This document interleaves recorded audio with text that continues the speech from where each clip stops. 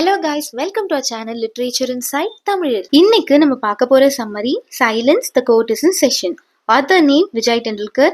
இவங்க 1928 to 2008 வரை வாழ்ந்த ஒரு Marathi writer, Indian playwright and journalist. இவருடைய ரைட்டிங்ஸ்ல social issues, violence and human ரிலேஷன்ஷிப்ஸை பத்தி பேசியிருப்பாரு.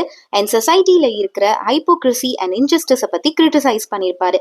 இவருடைய ரைட்டிங் ஸ்டைல் ரொம்ப ரியலிஸ்டிக்கா அண்ட் பவர்ஃபுல்லா இருக்கும். நிறைய பிளேஸ் எழுதியிருக்காங்க அண்ட் நிறைய அவார்ட்ஸும் ரிசீவ் பண்ணியிருக்காங்க. இந்த play silence the court is in session 1963ல எழுதப்பட்டிருக்கு, 1967ல பெர்ஃபார்ம் பண்ணப்பட்டிருக்கு. இப்போ இந்த பிளேயுடைய மேஜர் கேரக்டர்ஸ் பார்த்துடலாம். லீலா பனாரே, இவங்க தான் சென்ட்ரல் கேரக்டர். ரொம்ப ஜோவியலான டைப், 30+ இயர்ஸ் இருக்கும், டீச்சரா இருப்பாங்க. ஒரு மாக் ட்ரையல் நடக்கும், அதுல இவங்க தப்பானவங்க அப்படின்னு இவங்களை அக்யூஸ் பண்ணுவாங்க. கஷிகர், ஒரு அசோசியேஷன் இருக்கும் SMTP அப்படின்னு. அந்த அசோசியேஷனுடைய லீடர் அந்த மாக் ட்ரையல்ல ஜட்ஜா ஆக்ட் பண்ணுவாரு. ஸ்ட்ரிக்ட் அண்ட் அத்தாரிட்டேட்டிவா இருக்கிற மாதிரி ஆக்ட் பண்ணுவாரு. மிஸ்ஸஸ் கஷிகர், மிஸ்டர் கஷிகருடைய ஒய்ஃப். இவங்களுக்கு குழந்தைங்க இருக்காது. இவங்களும் லீலா பனாரேக்கு எதிராக அவங்கள அக்யூஸ் பண்ணுவாங்க. சுகத்மே, ஆக்சுவலா இவர் ஒரு லாயர் பை ப்ரொஃபஷன், பட் ஒரு அன்சக்சஸ்ஃபுல் லாயர். இவர் அந்த மாக் ட்ரையல்ல பப்ளிக் ப்ராசிக்யூட்டரா ஆக்ட் பண்ணுவாரு. இவரும் பனாரேவை அக்யூஸ் பண்ணுவாரு. பொங்ஷே, இவரும் அந்த ட்ரூப்ல ஒருத்தர் தான். அந்த மாக் ட்ரையல்ல விட்னஸா ஆக்ட் பண்ணுவாரு. கார்னிக், இவரும் அந்த தியேட்டர் குரூப்புடைய மெம்பர். சுகத்மே, பொன்ஷே, கார்னிக், இவங்க 3 பேருமே அந்த குரூப்புடைய மெம்பர்ஸ் தான். சமந்த், இந்த டிராமா ட்ரூப் ஒரு வில்லேஜ்ல ஆக்ட் பண்றதுக்காக போவாங்க. அந்த வில்லேஜ்ல இவங்களுக்கு ஹெல்ப் பண்றதுக்காக அப்பாயிண்ட் பண்ணப்பட்டவர் தான் இந்த சமந்த். இவங்களுக்கு ஹெல்ப் பண்ணுவாரு அண்ட் அங்க நடக்கிற மாக் ட்ரையலையும் இவரு அப்சர்வ் பண்ணுவாரு.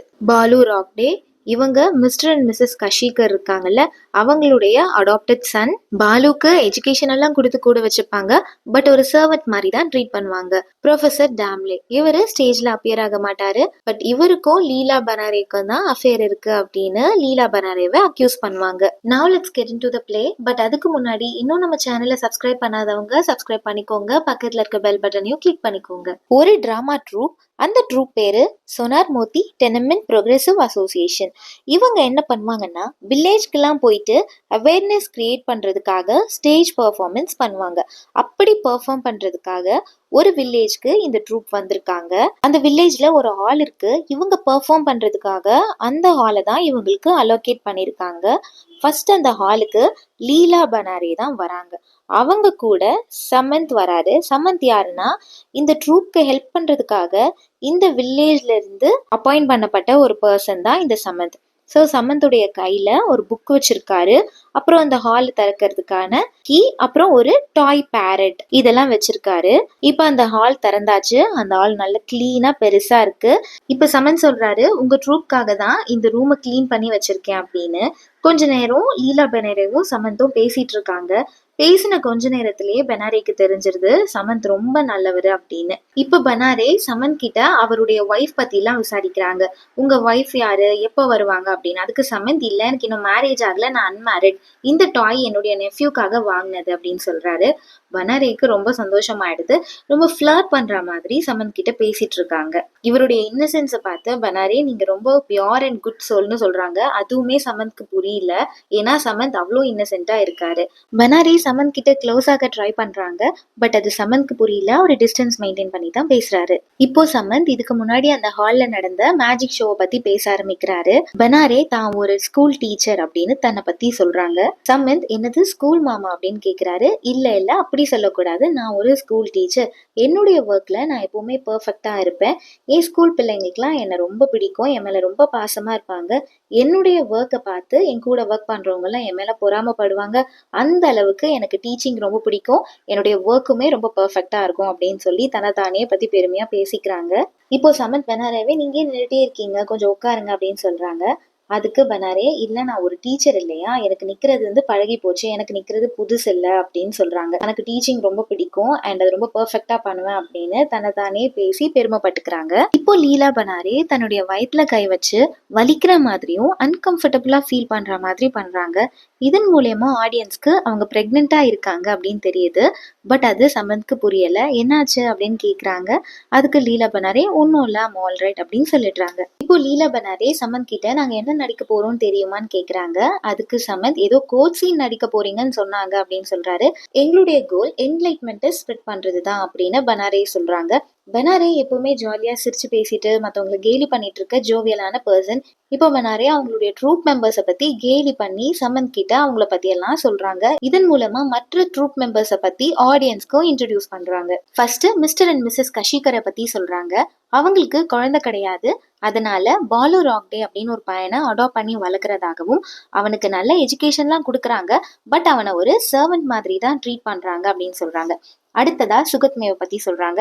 சுகத்மே ஒரு அன்பாப்புலரான லாயர். அவருக்கு கேஸே வராது. ஸோ அவருடைய ப்ரொஃபஷன்ல அவ்வளோ சக்சஸ்ஃபுல்லாலாம் அவர் கிடையாதுன்னு சொல்றாங்க. அடுத்ததா பொங்ஷே. பொங்ஷே அகாடமிக்ஸ்ல ஃபெயில் ஆனதாகவும் அதனால இப்ப கிளர்க்கா ஒர்க் பண்ணிட்டு இருக்கிறதாகவும் சொல்லிட்டு இருக்காங்க. இப்படி இவங்க பேசிட்டு இருக்கும் போதே சுகத்மே, போங்ஷே, பாலு ராக்டே எல்லாரும் வந்துடுறாங்க. இவங்க 3 பேரும் டிராமாக்கு தேவையான திங்ஸ், காஸ்டியூம்ஸ், மைக்ரோஃபோன்ஸ் எல்லாத்தையும் எடுத்துட்டு வராங்க. இவங்கள பார்த்ததும் லீலா பனாரே ஓடி போய் ஒளிஞ்சிட்டு பே அப்படின்னு பயமுறுத்துறாங்க. பட் இவங்கள மத்த யாரும் பெருசா கண்டுக்கல. என்ன இது சைல்டிஷ் அப்படி பண்ணிட்டு இருக்க அப்படின்னு சொல்லி அவங்கள நெக்லெக்ட் பண்ணிட்டு உள்ள போயிடுறாங்க. இவங்கள தொடர்ந்து கார்னிக் உள்ள வராரு. கார்னிக் ஒரு ப்ரொஃபஷனல் ஆக்டர். சுகத்மே இந்த ஹால் ட்ரையலுக்கு சூட்டபிளா இருக்குமா அப்படின்னு பார்த்துட்டு இருக்காரு. அது கார்னிக் ஓகே இது நல்லா தான் இருக்கு, சூட்டபிளா இருக்கும் அப்படின்னு பேசிட்டு இருக்காங்க. கடைசியா மிஸ்டர் அண்ட் மிஸ்ஸஸ் கஷிகரும் வந்துடுறாங்க. இவங்க என்ட்ரு ஆன உடனே இவங்களோட அடாப்டட் சன் இருக்காருல்ல பாலு ராக்டே, அவர்கிட்ட எல்லா லக்கேஜும் கரெக்டா கொண்டு வந்தியா, எல்லா திங்ஸையும் வச்சுட்டியா அப்படின்னு டபுள் செக் பண்ணிக்கிறாங்க. மிஸ்டர் கஷிகர் சொல்றாரு, பாலு எல்லாத்தையும் மறந்துடுவான், அதுக்காக தான் நான் டபுள் செக் பண்ணிக்க சொன்னேன் அப்படின்றதையும் எல்லாருக்கும் எக்ஸ்பிரஸ் பண்றாரு. இப்ப இந்த ட்ரூப்பை சார்ந்த எல்லாரும் வந்தாச்சு. யார் யாரு என்னென்ன ரோல் பிளே பண்ண போறோம், எங்கெங்க நிக்க போறோம் அப்படின்றத பத்தி பேசிட்டு இருக்காங்க. அப்போ இங்கதான் பிரசிடென்ட் ஜான்சன் நிப்பாரு அப்படின்னு பேசுறாங்க. இதை கேட்ட உடனே அங்க வேலை பார்த்துட்டு இருக்காரு இல்லையா சமந்த், அவர் ஷாக் ஆயிடுறாரு. என்னது பிரசிடென்ட் ஜான்சன் வர போறாரா அப்படின்னு. உடனே ரவுடே சொல்றாரு, உண்மையான பிரசிடென்ட் ஜான்சன் கிடையாது, இங்க நிக்கிற கார்னிக் தான் பிரசிடென்ட் ஜான்சனா ஆக்ட் பண்ண போறாரு அப்படின்னு சொல்றாங்க. இப்போ பாலு ராக்டே ப்ரொஃபசர் டாம்லே இன்னைக்கு பெர்ஃபார்ம் பண்றதுக்கு வரலையா, அவரால் வர முடியாதா அப்படின்னு சொல்றாரு. ஆல்ரெடி ரவுட்டே அப்படின்னு ஒருத்தர் இருப்பாரு, அவருக்கு உடம்பு முடியாததால அவர் வரல. இப்போ ப்ரொஃபசர் டாம்லேவும் வராததால அவங்களுடைய ரோல் எல்லாம் யார் பிளே பண்ண போறா அப்படின்னு அங்க ஒரு கன்ஃபியூஷன் ஏற்படுது. ப்ரொஃபசர் டாம்லேயோட நேம கேட்ட உடனே அவ்வளவு நேரம் செம்ம ஜாலியா சிரிச்சுட்டு எல்லாரையும் கிண்டல் பண்ணிட்டு இருந்த லீலா பனாரே ரொம்ப சைலண்டா ஆயிடுவாங்க, அன்கம்ஃபர்டபுளா ஃபீல் பண்ணுவாங்க. ஏன்னா லீலா பனாரேக்கும் அந்த ப்ரொஃபசர் டாம்லேக்கும் இல்லீகல் அஃபேர் இருக்கும். இப்ப லீலா பனாரே பிரெக்னெண்டா இருக்காங்கன்னு பார்த்தோம் இல்லையா, அதுக்கு காரணமும் அந்த ப்ரொஃபசர் டாம்லே தான். இப்ப பாலு ராக்டே அன்னைக்கு வராம இருந்த ரவுட்டேயுடைய ரோலை நானே பெர்ஃபார்ம் பண்றேன் அப்படின்னு சொல்றாரு. பட் அந்த கார்னிக் கஷிகர்லாம் இருக்காங்கல்ல, அவங்கெல்லாம் இல்ல இல்ல நீ நடிக்க வேண்டாம் அப்படின்னு சொல்லிடுறாங்க. இப்ப கார்னிக் சமந்தை பார்த்த உடனே, சமந்த் நீயே இதுல நடிக்க கூடாது அப்படின்னு கேக்குறாரு. சமந்த்க்கு ரொம்ப பயம் வந்துடுது. ஐயோ நடிக்கிறதா, எனக்கு இதெல்லாம் தெரியாது, இதுவரையும் என் லைஃப் டைம்ல கோர்ட்டை பார்த்ததே இல்லை, அதுக்குள்ள என்ன நடக்குதுன்னு எனக்கு எதுவுமே தெரியாதுன்னு சொல்றாரு. அவரு பயந்த உடனே அவரோட ரியாக்ஷன் எமோஷன்ஸ் எல்லாம் பார்த்து இவங்களுக்கு எல்லாரும் இம்ப்ரெஸ் ஆயிடுறாங்க. நீ தான் நடிக்கிற, உன்னால கண்டிப்பா முடியும் அப்படின்னு எல்லாரும் சமந்தை சியர் அப் பண்றாங்க. ஸோ இப்போ அங்க இருக்க கார்னிக் கஷிகர்லாம் சொல்றாங்க, உனக்கு கோர்ட் எப்படி இருக்கும்னு தெரியாது, அதுதானே பிரச்சனை, இங்க ஒரு மாக் ட்ரையல் நாங்க நடிச்சு காட்டுறோம், அதை நீ பாரு, அதுக்கப்புறம் நீ நடிக்கலாம் அப்படின்னு சொல்றாங்க. இதுக்கு எல்லாருமே ஓகே சொல்லிடுறாங்க. இப்போ சுகத்மே ஆல்ரெடி நம்ம நடிச்ச கண்டென்ட்டே நடிக்க வேணாம், புதுசா ஏதாவது கேஸை கிரியேட் பண்ணி நம்ம நடிக்கலாம் அப்படின்னு சொல்றாங்க. அப்பதான் சமந்த்க்கும் ஈஸியா புரியும் அப்படின்னு சொல்றாங்க. எல்லாருமே இந்த ஐடியாக்கு ஓகே சொல்றாங்க. அதுக்கப்புறமா சமந்தை சில திங்ஸ்லாம் வாங்கிட்டு வர சொல்லி கடைக்கு அனுப்பிடுறாங்க. இந்த சமயத்துல லீலா பனாரேவும் நான் ஃப்ரெஷ் ஆயிட்டு வரேன், ஃபேஸ் வாஷ் பண்ணிட்டு வரேன் அப்படின்னு சொல்லி ரெஸ்ட் ரூமுக்கு போயிடுறாங்க. இப்போ அங்க இருக்க மற்ற எல்லாரும் என்ன டிஸ்கஸ் பண்றாங்கன்னா, இமேஜினரி கேஸ்னா என்ன மாதிரி பண்ணலாம் அப்படின்னு பேசிட்டு இருக்காங்க. இப்ப கார்னிக் என்ன சொல்றாருன்னா, பாலு ராக்டே என்கிட்ட ஒரு காசிப் சொன்னா, லீலா பனாரேவை பத்தின ஒரு காசிப். லீலா பனாரேக்கும் ப்ரொஃபசர் டாம்லேக்கும் ஒரு இல்லீகல் அஃபேர் இருக்கான், அதனால லீலா பனாரே இப்போ பிரெக்னெண்டா இருக்கிறதாவும் சொன்னா. ஸோ இதை வச்சு இதையே ஒரு கேஸா நடத்தலாம் அப்படின்னு சொல்றாங்க. அங்க இருக்க எல்லாருமே இதுக்கு ஓகே சொல்லிடுறாங்க. மிஸ்ஸஸ் கஷிகரும் ஓகே தாராளமா பண்ணிடலாம் அப்படின்னு சொல்றாங்க. பனாரே கிட்ட கேட்காமையே இதை எல்லாரும் சேர்ந்து டிசைட் பண்ணிடுறாங்க. கோர்ட் செட்டப்க்கு தேவையான எல்லா திங்ஸையும் அரேஞ்ச் பண்ணி வச்சுடுறாங்க. இப்ப லீலா பனாரே ரெஸ்ட் ரூம்ல இருந்து ஜாலியா பாட்டு பாடிட்டே வெளியே வராங்க. பாங்ஷே போயிட்டு உங்களை நாங்க ஒரு குற்றத்துக்காக அரெஸ்ட் பண்றோம் அப்படின்னு சொல்லி அவங்கள அரெஸ்ட் பண்ற மாதிரி ஆக்ட் பண்றாரு. ஃபர்ஸ்ட் ஷாக் ஆகுறாங்க. அப்புறம் பனாரேக்கு தெரிஞ்சிருது, ஓகே ஆக்டிங் எல்லாம் ஸ்டார்ட் பண்ணிட்டாங்க போல அப்படின்னு சொல்லி இவங்களும் ஆக்ட் பண்றதுக்கு ஸ்டார்ட் பண்ணிட்டு ரொம்ப சோகமா வந்து நிக்கிறாங்க. கஷிகர் ஜட்ஜா உட்கார்ந்துட்டு இருக்காரு. சுகத்மே தான் ப்ராசிக்யூட்டரா ஆக்ட் பண்ண போறாரு.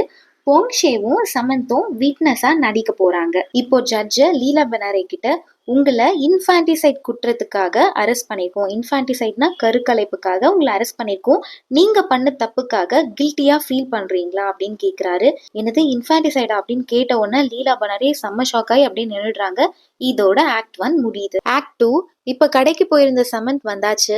பனாரே தான் மேல இன்ஃபான்டிசைட் கேஸ் போடப்பட்டிருக்கு அப்படின்னு தெரிஞ்ச உடனே அவங்க ஷாக் ஆயிடுறாங்க. நீங்க கில்ட்டியா ஃபீல் பண்றீங்களான்னு கேட்டதுக்கு கூட ஆன்சர் பண்ணல. ஷாக்லயே நிக்கிறாங்க.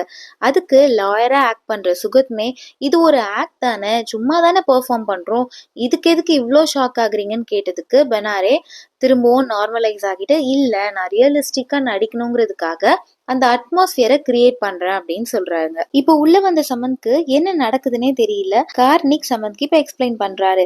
இப்போ கோர்ட் கேஸ் தான் போயிட்டு இருக்கு. லீலா பனாரே மேல இன்ஃபான்டிசைட் கேஸ் சுமத்தப்பட்டிருக்கு. எல்லாரும் அவங்களுக்கு ஏத்த மாதிரி டயலாக் பேசி நடிக்கணும் அப்படின்னு கார்னிக் சமந்த்க்கு எக்ஸ்பிளைன் பண்றாரு.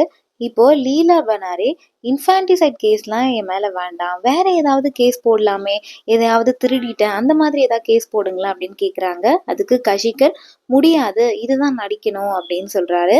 கார்னிக்கும் எல்லாரும் சீரியஸ் அண்ட் ரியலிஸ்டிக்கா நடிக்கணும், அப்படி ஆக்ட் பண்ணாதான் சமந்த்க்கு கோர்ட்டை பத்தின ஒரு நாலேஜ் கிடைக்கும், அவனுக்கு புரியும் அப்படின்னு சொல்றாரு. இப்ப பனாரே, என்னுடைய லைஃப்ல நான் ஒரு கரப்பாம்பூச்சியை கூட கொன்னது கிடையாது, ஏன் மேல போய் இப்படி அக்யூஸ் பண்றீங்களேன்னு கேக்குறாங்க. இது வேண்டான்னு சொல்றாங்க.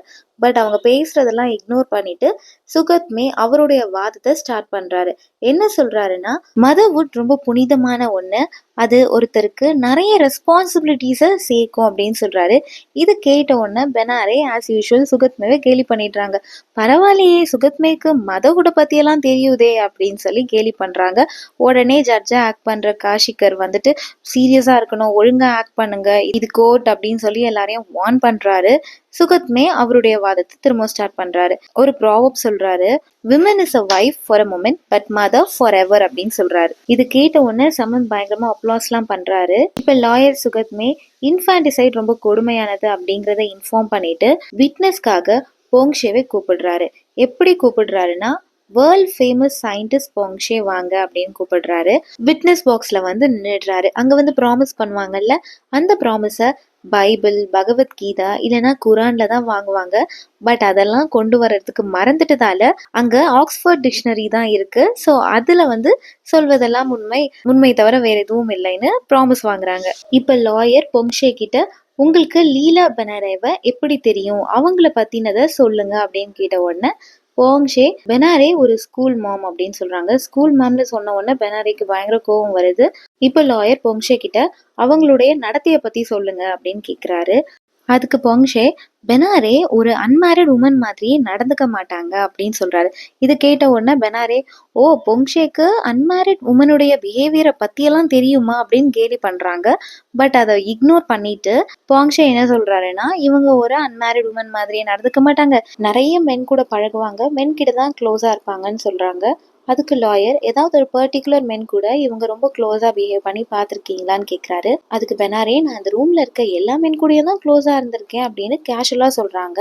பட் இது கேட்ட லாயர் ஜட்ஜ் கிட்ட, பாத்தீங்களா இந்த உண்மையெல்லாம் அவங்க வாயினாலேயே சொல்றாங்க, இதையும் நீங்க ஒரு பாயிண்டா நோட் பண்ணிக்கலாம்னு சொல்றாரு. நீங்க ஜட்ஜா ஆக்ட் பண்ற கஷிகர் மற்றவங்கள எல்லாரையும் ரொம்ப சீரியஸா ஆக்ட் பண்ணுங்க, ரியலிஸ்டிக்கா பண்ணுங்கன்னு சொல்வாரு. பட் அவர் என்ன பண்ணுவாருன்னா, கேஸ் நடந்துட்டு இருக்கும் போதே ரெஸ்ட் ரூமுக்கு போயிட்டு வருவாரு. அவரு சீரியஸாவே இதே எடுத்துக்க மாட்டாரு. ஏன்னா அங்க இருக்க எல்லாருடைய டார்கெட்டும் பெனாரேவை அக்யூஸ் பண்ணணும், அவங்கள எக்ஸ்போஸ் பண்ணணும் அப்படிங்கிறது மட்டும்தான். இப்ப கார்னிக்க விட்னஸ்க்காக கூப்பிடுறாங்க. லாயர் கார்னிக் கிட்ட, உங்களுக்கு லீலா பெனாரேவை எப்படி தெரியும், அவங்கள பத்தி சொல்லுங்க அப்படின்னு கேக்குறாரு. அதுக்கு கார்னிக், எனக்கு லீலா பெனாரேவை இந்த ட்ரூப் மூலமா தான் தெரியும், அவங்களோட பிஹேவியர் பத்தினா நீங்க எப்படி கேக்குறீங்க, மாக் ட்ரையலுக்காக கேக்குறீங்களா இல்ல ரியல் லைஃப்ல கேக்குறீங்களான்னு கேக்குறாரு. அதுக்கு லாயர், நீங்க ரியல் லைஃப்லயே சொல்லுங்கன்னு சொன்னதும், எனக்கு அவங்களுடைய ரியல் பிஹேவியர் பத்திலாம் எனக்கு தெரியாது, பட் என்னை விட பாலு ராக்டேக்கு தான் அவங்கள பத்தி நிறைய தெரியும்னு சொல்றாரு.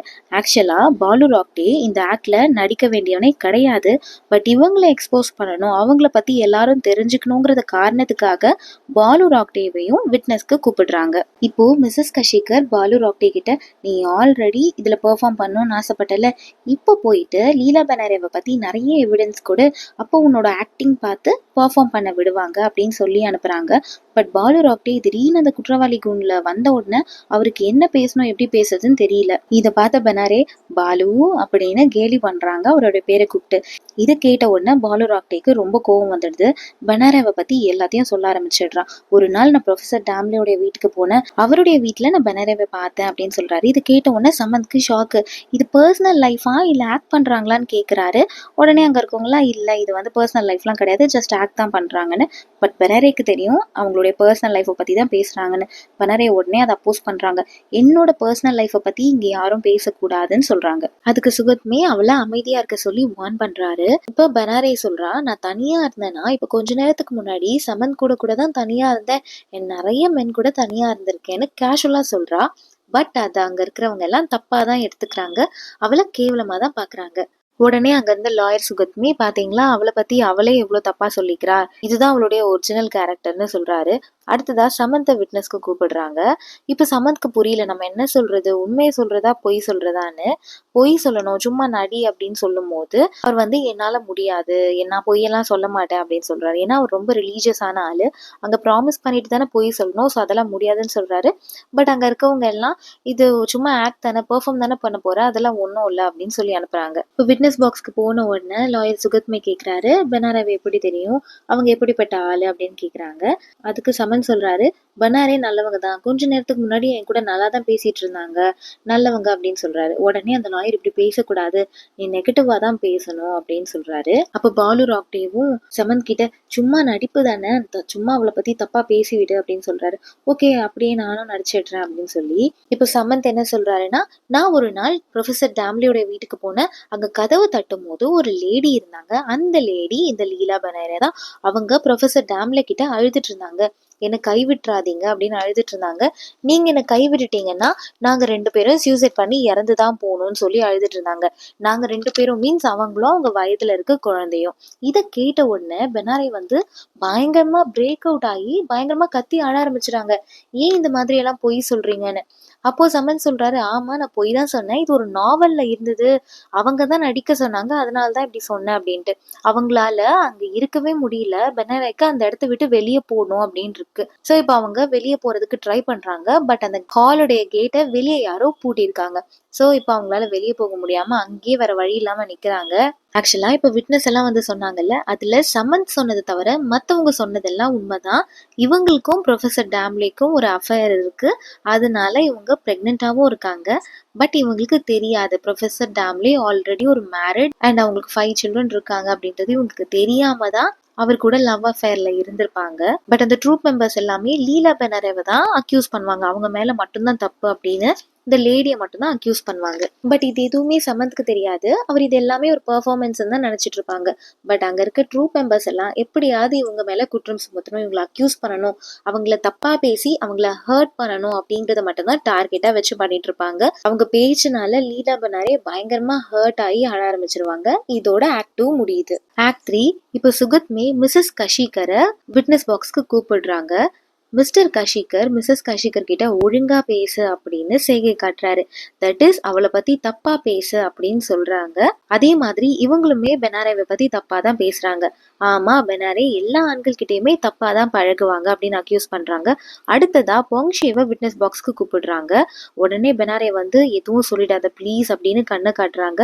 பட் இவரு அவங்கள பத்தின நிறைய விஷயத்த சொல்லிடுறாரு. என்ன சொல்றாருன்னா, லீலா பெனரோட பேக்ல எப்பவுமே டிக் 20 அப்படிங்கிற ஒரு பாய்சன் இருக்கும்.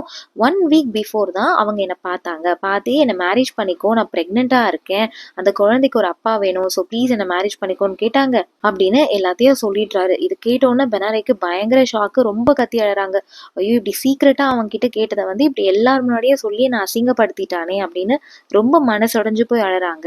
இப்ப கூட அந்த பாய்சன் அவளுடைய பேக்ல தான் இருக்கும்னு சொல்றாரு. அது மட்டும் இல்லாம ப்ரொஃபசர் டேம்லே ஆல்ரெடி ஒரு மேரிட் அண்ட் அவருக்கு 5 பசங்க இருக்காங்க அப்படிங்கிறதும் அவளுக்கு தெரியும். தெரிஞ்சுதான் அந்த அஃபேர்ல அவ இருக்கா அப்படின்னும் சொல்றாரு.